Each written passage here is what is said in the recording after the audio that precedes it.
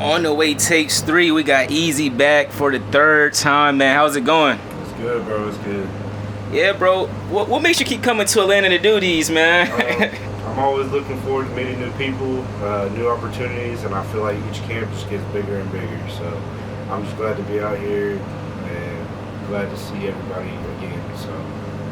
So say, bro, we appreciate you for being one of the main in-house producers here. So could you just talk about the growth from what you've seen from On the Way Tapes 1 to now? I mean, that whole thing just felt like a party. Like, I feel like everything was so like fun and like, but it was just missing the structure. And then the second one, we kind of started building that one, and it started getting a little bit more professional. And then this one's just been like to blow the roof off the place, bro. Like it's a complete change.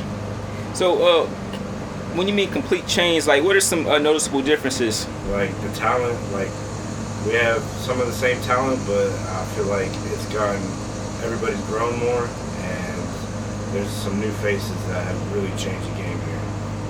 Who was some artists that came here that just kind of like, man, I gotta work with them post the camp? Shy, her voice is crazy. Dark Side, one of the producers. Drigo, oh my God, that guy can freestyle for days.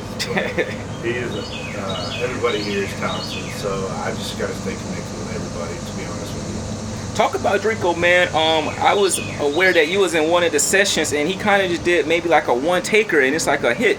Oh yeah, like as soon as he walked in, he made his presence known. Like I was making a beat, and he just started freestyling immediately. I didn't even get to finish the whole beat yet, and he just started freestyling.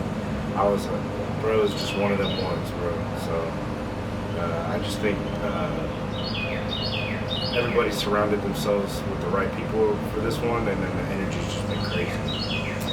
And another thing, bro, we witnessed you make a house type beat.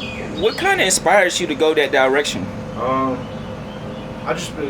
I've been hanging out with a lot of my friends back at home, and every time we go out, I just hear new stuff, and I just kind of take that inspiration every time I hear like any Brazilian funk, or we go to Latin nights a lot. Those are crazy, and then I just hear like a lot of different vibes every place I go. So I just kind of take inspiration from all that, and then also just trying to grow as a producer, like going from trap and then also just making everything.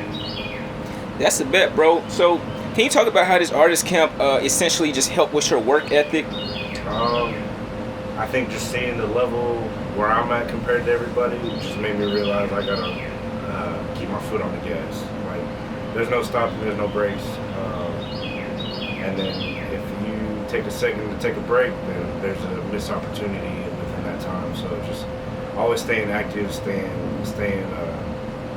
to it. So let's take it back, bro. I'm aware that you're from Dallas, Texas, right? Yep. So I know the music scene is kind of like real versatile out there. Kind of just talk about growing up in Dallas and what kind of made you get into producing in the first place. So growing up in Dallas, I didn't really tap into the music as much as I should have growing up. But once I got a little bit older, like seeing like all the possibilities, not just from Dallas, but from like every city, to be honest with you. Just made me realize like I can start from anywhere and then just make it my life one day. So just getting into music, I always got inspired. Like one day my dad showed me a Rage Against the Machine song, and I think that just kind of triggered the energy from there, because I've always been into music, so like just realizing like I can do anything that's possible with music. So that's kind of where that came from.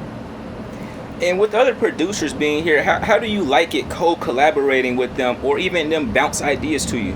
I love it, because I think other people hear stuff that I don't hear, but I also hear stuff that they don't hear. So like somebody might hear something melodically that's crazy, but then I'll change something with the drums, and then it'll just create a whole different vibe. So I think it's just all about what everyone hears, and then like getting those minds together and working cohesively really it sets the tone for the camp. So what we didn't know about you, bro, is yes, you do the producing, but on the last tape, you actually had a verse on one of the main hits on there. What made you get in the booth? I took inspiration from everybody that was around me. I'm trying to do the same here, but if it happens, it happens. If it doesn't, it doesn't. But I just went off the vibe and then felt like everything lined up, so I was like, why not do it? And do you see yourself releasing music, or you just kind of, tapped in that time? Maybe one day, but right now I'm just kind of helping everyone shake their sound.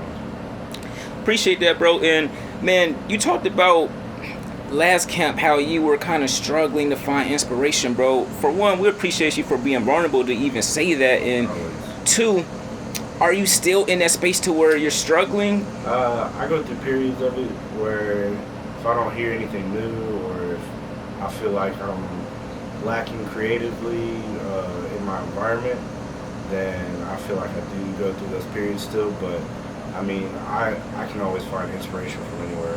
It's just got all about changing routine, getting into new stuff, and like drawing creation from everywhere. So this most recent period that you went through, what was that one thing that just kind of changed it for you to get you out of that rut? I think my interest in DJing, so I'm trying to get into that once this camp is over with, but I think kind of like falling into like some of the older songs I used to love as a kid, and then also just new stuff that's coming out this summer. Like it's been crazy so far. So how do you feel when you're seeing new artists walk in the artist camp and they're like, man, who's that playing that beat, and they just want to tap in with you on the spot? It's surreal, because I mean, I go from making beats in my bedroom to making beats in front of people, and then it's just like seeing that kind of energy. I would have never thought it was possible, and then seeing it happen, it's still not real in my head sometimes.